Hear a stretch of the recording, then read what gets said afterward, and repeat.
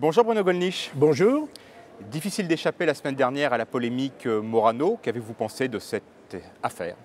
J'ai pensé que c'était une polémique assez dérisoire, mais qui m'a fait penser d'ailleurs à certains aspects de la polémique à l'encontre de propos tenus par Jean-Marie Le Pen et que j'avais trouvé, pour ma part, assez anodin quand, dans ce qu'il appelle l'espace boréal, c'est-à-dire l'espace qui va en gros de Lisbonne à Vladivostok, il avait parlé du monde blanc.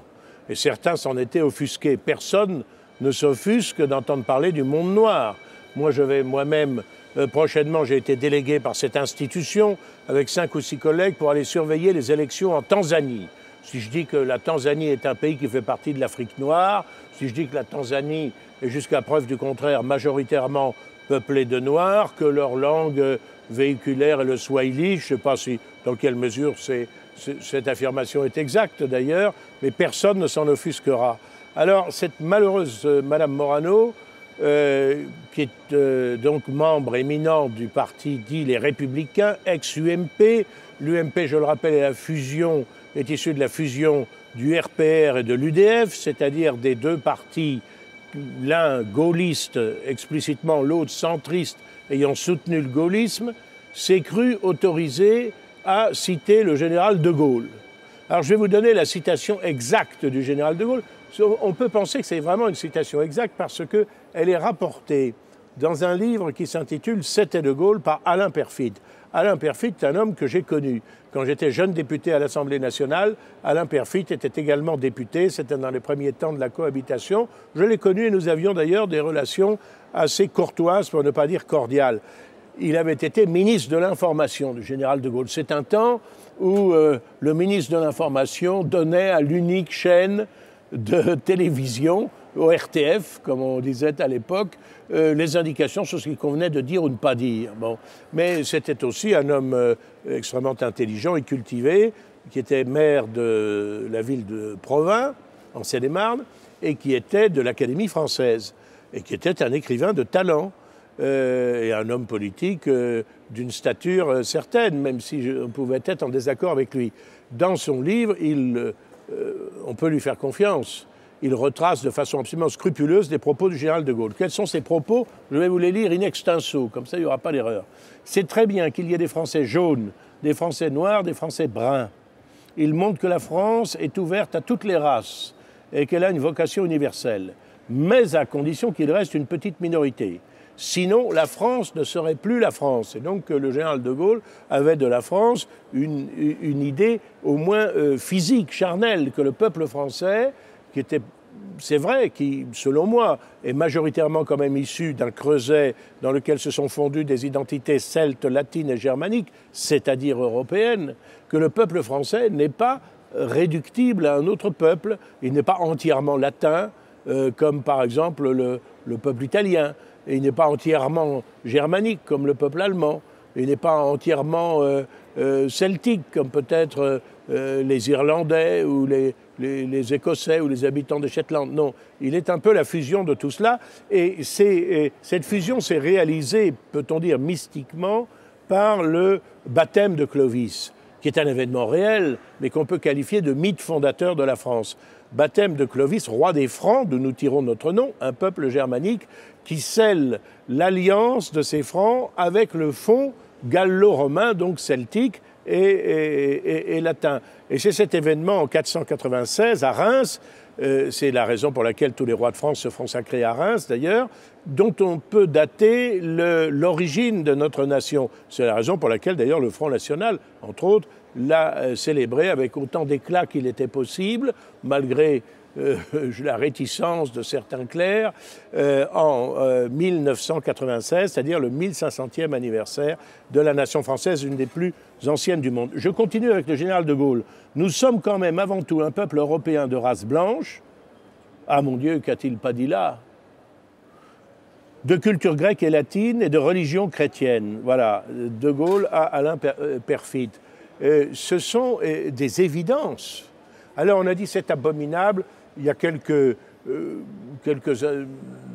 ne vais pas donner des propos injurieux, quelques esprits étroits, on peut au moins dire ça, qui ont dit « c'est abominable », y compris, je crois, Mme Kosciusko-Morizet, M. Yann Moix, qui a viré sa cutie un petit peu dans tous les sens, qui est passé de la préface d'une anthologie de l'antisémitisme au service de M. Bernard-Henri Lévy, qui ont dit c'est abominable, on a prononcé le mot race, et il paraît qu'il ne faut pas prononcer le mot race. Ça fait partie des tabous actuels. Bon, d'accord, alors les races n'existaient pas. C'est ce que dit d'ailleurs, ce que disait le bon professeur Jacquard, un ethnologue qui avait été au Parti communiste, les races humaines n'existent pas. Si vous mettez quand même 50 Bantous tout nus et 50 Vikings, et que vous mélangez un petit peu, même le professeur Jacquard arrivera à identifier les uns et les autres. Et il est bien évident que si vous mettez tous les Vikings au Congo et tous les Bantous en Suède,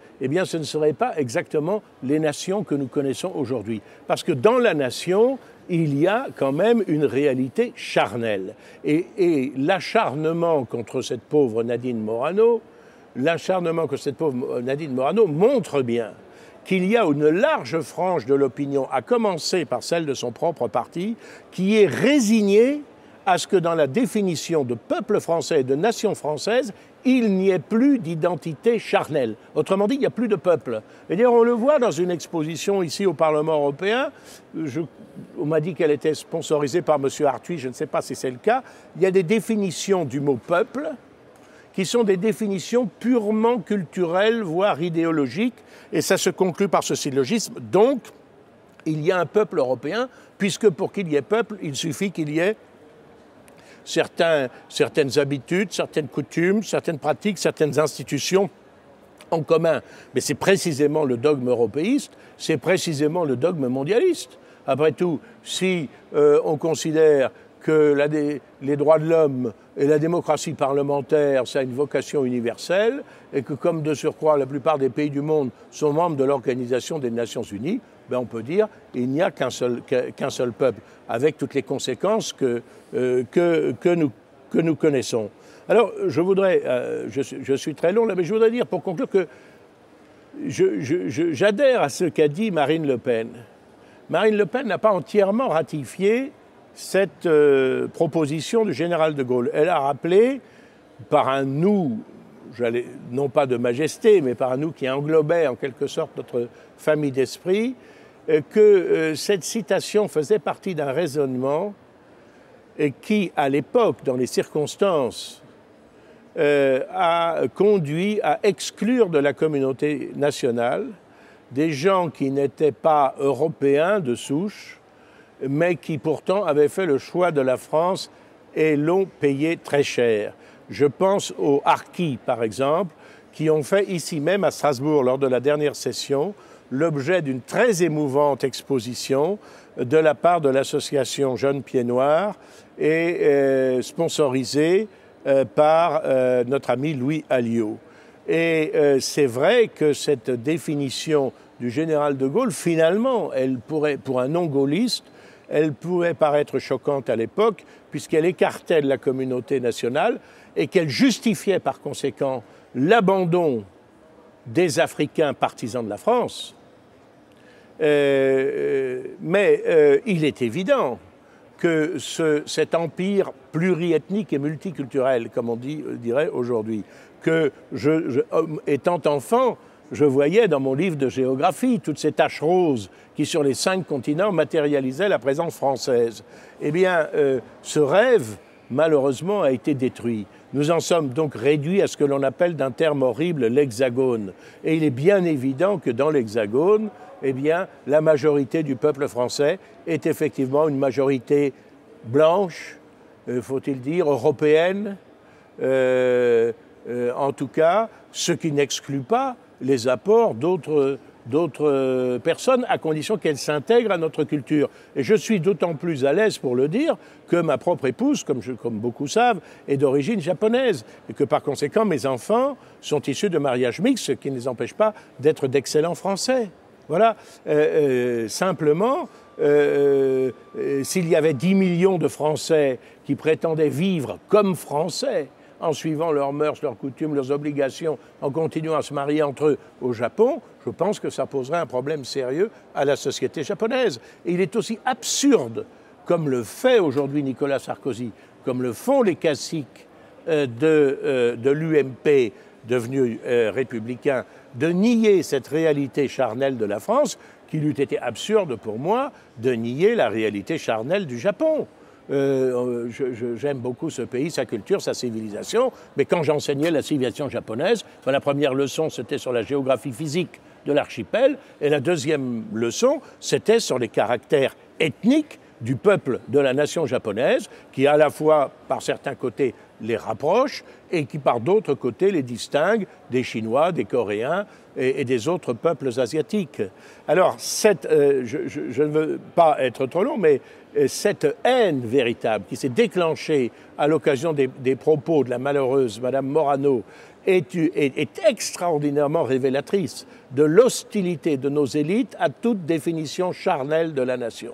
Et l'exposition qui a lieu ici même aujourd'hui dans ces couloirs montre bien qu'on se refuse à toute définition physique, charnelle en quelque sorte.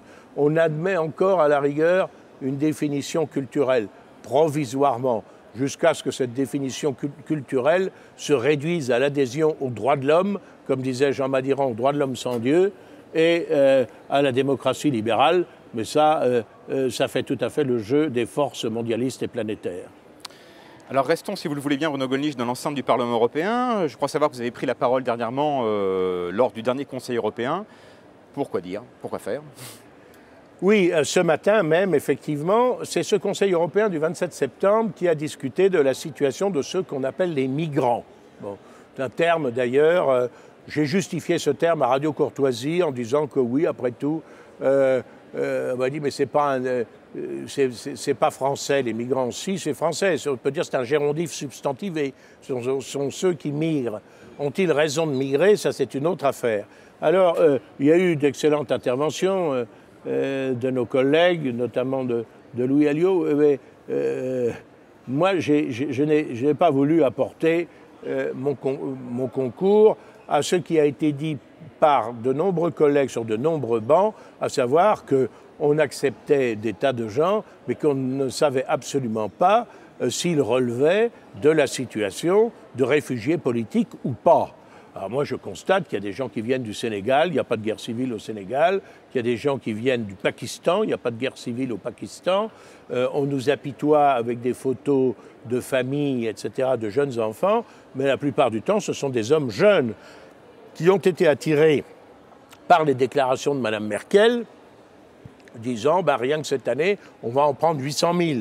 Alors là, le message est passé aux antipodes immédiatement, avec les moyens de communication modernes, la radio, la télévision, les SMS, les téléphones portables. Chacun de ceux qui envisageaient de trouver une vie meilleure en Europe sur le plan économique que dans leur propre pays s'est dit c'est le moment d'y aller, c'est le moment ou jamais. Et par conséquent, alors quand on nous dit ici que ah oui mais on va faire le tri, attention, ceux qui n'ont pas le droit d'être au statut de réfugiés politiques, ceux qui ne remplissent pas véritablement les conditions pour être réfugiés politiques, ils vont retourner chez eux, ça je demande à voir. Mais moi j'ai préféré leur parler de deux personnalités qui sont absolument de façon indiscutable des réfugiés politiques et que l'Europe non seulement n'accepte pas mais qu'elle persécute. Je veux parler de Julian Assange, l'un des responsables de ce qu'on appelle Wikileaks, c'est-à-dire celui qui a révélé notamment un certain nombre d'opérations des forces américaines qui ont conduit à la mort de plus de 100 000 civils, en plus de tout ce qui s'était passé dans les précédents conflits du Golfe, et qui a conduit à rendre accessible, y compris au public américain, quantité de documents classifiés, et un autre ressortissant australien, sauf erreur de ma part. Enfin, l'un est australien, l'autre américain. M. Assange est australien. M. Assange est australien, c'est M. Snowden, lui, est américain, Edward Snowden. Or, Edward Snowden nous a révélé l'étendue de l'espionnage. C'est un ancien agent de la CIA qui a été écœuré par ce qu'il a constaté, l'espionnage méthodique par la CIA, par la NSA, par toutes sortes de programmes que j'ai cités, qui sont investis de moyens de milliards de dollars, qui espionnent les communications Internet, les communications téléphoniques, qui les interceptent, etc., y compris celles des dirigeants européens, y compris au profit de l'espionnage industriel. Ceci étant d'autant plus choquant que c'est un État théoriquement allié qui s'y livre. Eh bien, ces deux personnalités qui ont attiré l'attention des Européens sur les pratiques déloyales, abusives, illégales, contraires aux traités, qui s'expriment à leur détriment, ils avaient tout à fait leur place comme réfugiés politiques. On aurait dû les accueillir à bras ouverts, leur offrir une pension, achever le débriefing avec eux de ce qu'ils savaient, bien évidemment, et faire des représentations autrement énergiques au gouvernement de Washington. Au lieu de cela, que constate-t-on? Edward Snowden n'a trouvé refuge qu'à Moscou, où même les autorités russes étaient d'ailleurs embarrassées de le recevoir. Quand il a été question qu'il s'envole pour l'Amérique du Sud à bord de l'avion du président de l'Équateur, Evo Morales, la France, pour sa honte, le Portugal, l'Espagne, l'Italie ont interdit leur espace aérien. L'avion du président Morales a dû être détourné parce que président bolivien, d'ailleurs, du président bolivien, pardon. Parce que l'on craignait qu'il y ait à bord ce garçon qui nous a informés sur l'espionnage qui pèse contre nous. Quant à Julian Assange, il est depuis 4 ans maintenant pratiquement prisonnier dans l'ambassade, alors là je crois que c'est l'Équateur, dans l'ambassade équatorienne à Londres. Pourquoi? Parce que s'il en sort, les Britanniques vont le livrer aux Suédois. Pourquoi? Parce qu'en Suède, il a fait l'objet d'une provocation évidente. Jeune femme qui s'était dévêtue et qui était entrée toute nue dans son lit, s'est plainte ensuite de viol. Parce qu'elle a dit « j'étais consentante pour le premier rapport sexuel, mais pas vraiment pour le deuxième, j'étais à moitié endormie ». Bon, cette farce sert à demander l'extradition par un mandat d'arrêt européen. C'est là qu'on voit que notre système est véritablement totalitaire. De Julian Assange, et évidemment, une fois en Suède, il serait renvoyé aux États-Unis où, sous l'inculpation d'un procès de haute trahison, il finirait vraisemblablement ses jours dans un cul de basse-fosse. Autrement dit, et je l'ai cité, ce sont des millions, des dizaines de millions d'euros qui sont utilisés par Scotland Yard depuis des années pour surveiller le pâté de maison dans l'espoir d'alpaguer Assange si jamais il vient à sortir. Autrement dit, voilà deux personnalités qui ont averti les nations d'Europe sur l'espionnage illégal, illicite, contraire au droit international et même au droit interne des États-Unis, qui les frappait et auxquels nous n'avons pas accordé l'asile politique, bien plus que nous entretenons dans cette condition de confinement, de véritable emprisonnement. J'ai dit c'est une honte, c'est bien la preuve que cette Europe-là est vile, elle est lâche, elle est serve, elle est esclave. Et on ne peut pas attendre grand-chose, évidemment, de nos gouvernements dans ces conditions-là. Alors la semaine dernière, Bruno Gollnisch, on vous a également entendu, mais pas dans les locaux du Parlement européen, dans ceux de l'Assemblée nationale. Vous y auditionniez notamment M. Cazeneuve. Alors à quel titre étiez-vous présent à l'Assemblée? Alors oui, c'est un peu curieux, mais la Commission des affaires étrangères de l'Assemblée nationale, depuis longtemps déjà, invite les députés français au Parlement européen à assister à ces séances. Je suis l'un des rares, je dois dire, à déférer à cette invitation. Parce que je trouve que cette commission fait un travail intéressant. Et elle auditionnait M. Cazeneuve, ministre de l'Intérieur, toujours sur la même question, sur la question des migrants. Vous savez que les migrants, M. Cameron s'est engagé à en accueillir 20 000 sur 5 ans. Nous, on s'est engagé à en accueillir 25 000 sur 2 ans. En Allemagne, là, on arrive 20 000 tous les 2 jours. Bon, cherchez l'erreur. Bon, surtout dans un espace Schengen qui n'a pas de frontières. Bref. M. Cazeneuve était très satisfait de lui-même, très satisfait de ses résultats, expliquant qu'ils étaient meilleurs que sous le régime précédent. Et ce n'est pas absolument impossible d'ailleurs, parce qu'il a révélé un certain nombre de pratiques que des préfets m'avait confié, par exemple, que pour gonfler les chiffres, on expulsait des Roms le 30 décembre dans des autobus avec des couvertures, etc. Puis le 3 janvier, par un autre moyen, ils revenaient en France. Et alors, dans cette veine, j'ai fait référence à un rapport provisoire de la Cour des comptes qui s'inquiétait du très petit nombre de rapatriements de déboutés du droit d'asile. Parce que tout le monde vient, tout le monde demande le droit d'asile. Quand on demande le droit d'asile, on a le droit d'être hébergé, d'être logé, d'avoir un petit pécule pour vivre, etc. C'est très bien.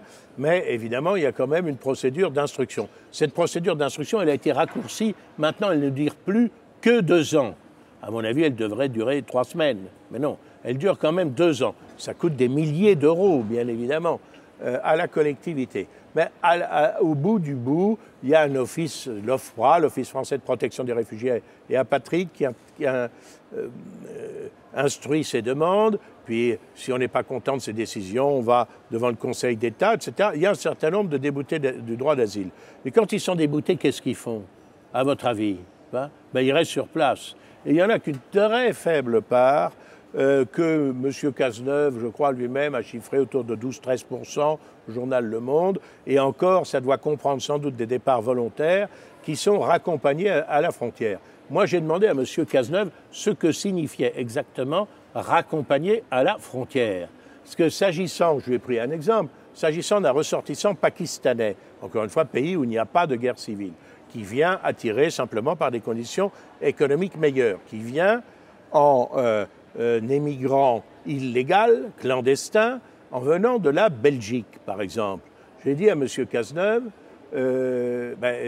une fois qu'il est débouté de son droit d'asile, qu'est-ce que vous faites? Si vous savez qu'il vient de la Belgique, vous le raccompagnez où? Vous le raccompagnez à Karachi ou vous le raccompagnez à Charleville-Mézières, auquel cas, la nuit suivante, il rentre par Sedan. Ah, qu'avais-je pas dit là? M. Cazeneuve a trouvé très malin, très futé de dire à l'Ardennais que je suis depuis 6 générations, dont le trisaïeul a été maire de Sedan en 1870, toujours dans des conditions difficiles, que Charleville-Mézières et Sedan étaient en France. Ha ha! Comme si je l'ignorais. Évidemment, dans une reconduite à la frontière, vous reconduisez à la frontière. J'aurais dû dire au-dessus de Charleville-Mézières et au-dessus de Sedan. Voilà, pour faire plaisir à M. Cazeneuve. Ce sont de toute façon des postes frontières qui sont désertés. Alors cette espèce de boutade imbécile, il me permettra de le lui dire, parce que c'est un homme intelligent, a permis à M. Cazeneuve d'éluder la question. En réalité, la vérité, c'est que quand on sait que l'intéressé vient de Belgique, on le raccompagne à la frontière franco-belge. Et évidemment, comme à cette frontière franco-belge, il n'y a au plus aucun contrôle, que d'ailleurs on peut la franchir sur l'autoroute à 100 à l'heure, sans même se donner la peine de ralentir devant les anciens postes de douane, eh bien l'intéressé, s'il souhaite rester en France, il revient en France dans les 24 ou dans les 48 heures. C'est ça le fond du problème. Et c'est ça le fond du problème qui est préoccupant et qui montre en réalité que nos gouvernants, tant français qu'européens, ne maîtrisent absolument rien. Alors revenons, si vous le voulez bien, Bruno Gollnisch, à Strasbourg. Plus exactement, pour le meeting électoral, on dit certains de ses détracteurs, qu'a tenu M. Erdogan, Premier ministre turc à Strasbourg, c'était samedi, devant plusieurs milliers de Turcs, de turcophones. Qu'avez-vous pensé de cet événement? C'est un peu une grande première, parce que même s'il y avait jusqu'à présent des centaines de milliers, voire peut-être même 1 million, je crois, de ressortissants algériens, on dira franco-algériens, mais comme aurait dit mon ami Farid Smaï, s'ils votent pour les élections algériennes, c'est qu'ils se considèrent plutôt comme algériens. À la présidentielle, bon, ces gens-là allaient dans les consulats ou dans les bureaux de vote organisés par les consulats de leur pays, mais tenaient pas tellement de meetings de cette ampleur sur le territoire national.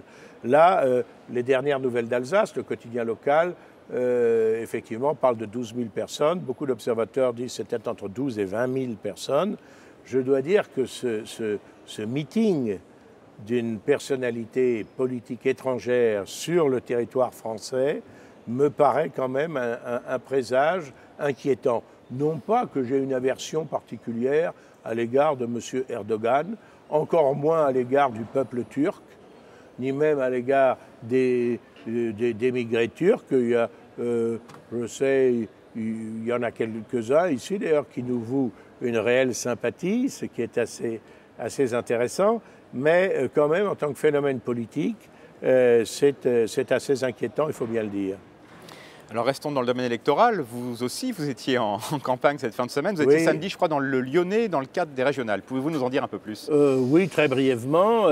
J'étais effectivement près de Roanne, dans un château dont le propriétaire nous a accueillis de façon très sympathique pour soutenir les listes que conduira mon successeur Christophe Boudot. On s'étonne que je ne participe pas moi-même aux élections régionales. Non, je ne participe pas, parce qu'en Rhône-Alpes, je n'habite plus en Rhône-Alpes, même si j'y ai conservé beaucoup d'attaches et beaucoup d'amis. On m'y a fait d'ailleurs un accueil triomphal extrêmement touchant, je dois dire, qui m'a ému, mais ayant cédé la place à d'autres et démissionné de ce conseil régional où j'ai présidé notre groupe pendant 29 ans, je ne suis pas du genre à revenir pour dire ôtez-vous de là que je m'y remette.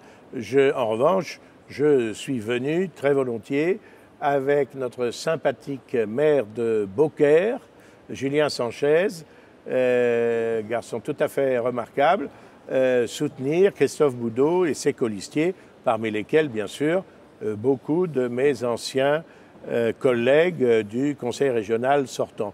Je crois qu'il y a eu une très bonne ambiance en dépit de la pluie, beaucoup d'enthousiasme, beaucoup de manifestations de sympathie, presque affectueuses, et je pense que ça augure bien de la campagne à venir. Je leur souhaite beaucoup de bonheur. Je ne participe pas non plus à la campagne en Provence-Alpes-Côte d'Azur. J'étais d'accord pour le faire avec Jean-Marie Le Pen. Vous savez quels ont été les événements. Je n'ai évidemment aucune réticence à l'égard de Marion Maréchal Le Pen, mais je crois que dans les circonstances actuelles, il était plus sage que je m'en abstienne et que je me consacre, ce que je fais, à ce mandat européen qui est assez absorbant, parce qu'il y a les sessions à Strasbourg, il y a les réunions de commission à Bruxelles, il y a la délégation chargée des relations avec le Japon, le Parlement m'envoie prochainement en Tanzanie pour surveiller les élections de ce pays qui ont parfois été houleuses et même qui ont conduit à des affrontements quelquefois mortels. J'espère que cette fois-ci tout va bien se passer. Nous sommes 6 ou 7 observateurs. Je pense que ça va être une expérience intéressante. Voilà. Alors, sans transition, au cours de vos campagnes électorales passées, vous avez souvent évoqué la baisse de la pression fiscale comme un élément central, moteur. Une petite question, justement, pensez-vous que l'avènement des grandes régions permettra de baisser les impôts locaux, la pression fiscale? Alors ça, c'est une très bonne question. J'ai d'ailleurs apprécié la maîtrise de Christophe Boudot quand il a été interrogé sur ce sujet par la presse, lors de la conférence de presse qui a eu lieu donc samedi dernier. Il a très bien manié les chiffres, les 3 milliards 100 millions d'euros de dépenses de cette région. Il a dit où il allait faire des économies, il l'a dit de façon très précise. C'est tout à fait nécessaire, ces économies, en un temps où nous voyons de façon extrêmement inquiétante l'explosion de la fiscalité. Aussi bien sous Sarkozy que sous Hollande, les promesses qui ont été faites, même de réduction d'impôts de Hollande, ne sont qu'un mensonge de plus. Parce que quand l'État prétend diminuer les impôts, comme pour une petite frange de la population, quelques dizaines d'euros, l'impôt sur le revenu des personnes physiques, il augmente la charge des collectivités locales, lesquelles augmentent les taxes. Voilà, cherchez l'erreur. Mais tout ça sort de la même poche, c'est celle du contribuable français. Et je dois dire que l'augmentation de la taxe foncière et de la taxe d'habitation sont parvenus à un seuil absolument critique. Il y a des gens qui vont être obligés de vendre leur maison, qui est leur unique habitation, où ils habitent depuis toujours, qu'ils ont quelquefois hérité de leurs parents ou acquis au prix d'une vie de travail et d'économie, à cause de l'augmentation délirante de ces taxes, et notamment de la volonté de les pénaliser au motif que leur jardin se trouve dans une zone constructible. Alors à ce moment-là, c'est le matraquage, et du jour au lendemain, la taxe foncière, par exemple, peut être multipliée par 2, par 3. Et ceci constitue une véritable expropriation forcée. Et c'est le but pour construire soi-disant pour libérer de la réserve foncière et pour construire des logements sociaux, mais des logements sociaux au profit de qui? Au profit des Français, quelle que soit leur origine, leur appartenance, ou au profit de nouveaux venus plus ou moins incontrôlés qu'on ne sait pas trop où mettre. Je vous laisse trouver la réponse. En tout cas, cet écrasement fiscal est absolument intolérable. Il paralyse, il spolie, il est une des causes principales de notre régression économique et il est grand temps d'y mettre fin.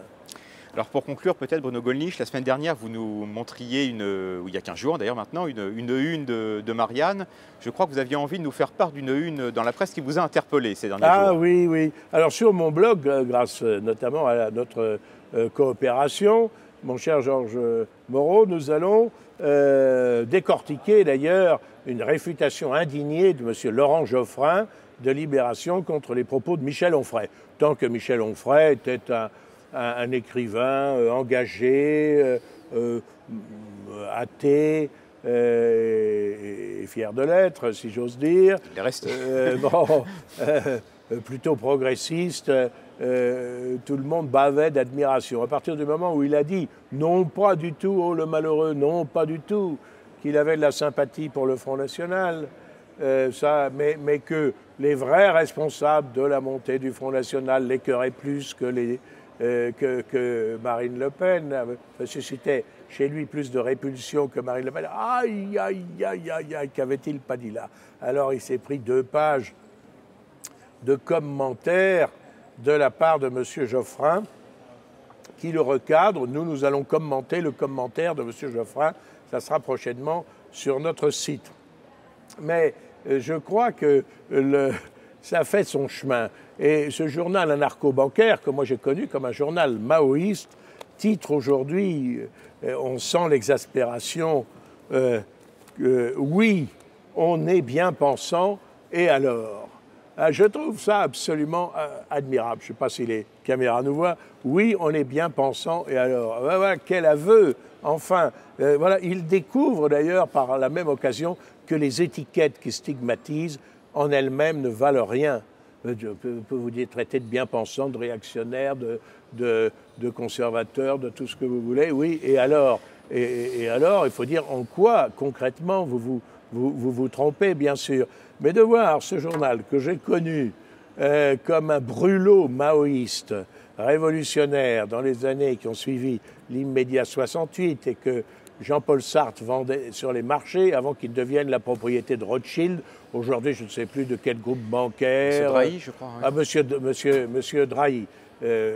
Voilà, le milliardaire franco-israélien. Encore que je crois que son avocat avait signalé au mensuel Challenge qu'il ne fallait pas dire franco parce qu'il avait renoncé à la nationalité française. Donc, disons, le milliardaire israélien qui est propriétaire donc de ce journal. Contre Zemmour, Finkielkraut, Onfray, oui, on est bien pensant. Je trouve que cet aveu est touchant, il m'enchante, il me réjouit. J'ai vu beaucoup de choses et on peut dire des révolutionnaires, des anciens révolutionnaires et 68ards français, ce que Molière disait du Tartuffe. Ils sont là, roses et gras, le teint frais et la bouche vermeille. Ils sont devenus les notables de notre époque. Et les bien-pensants, eh bien, c'est contre cette bien-pensance que Zemmour, Finkielkraut, Onfray, qui ont tout à fait raison. Et nous-mêmes, nous luttons quand même sans haine, mais avec beaucoup d'ironie, un petit peu tous les jours. Ce sera le mot de la fin. Merci Bruno Gollnisch. Merci.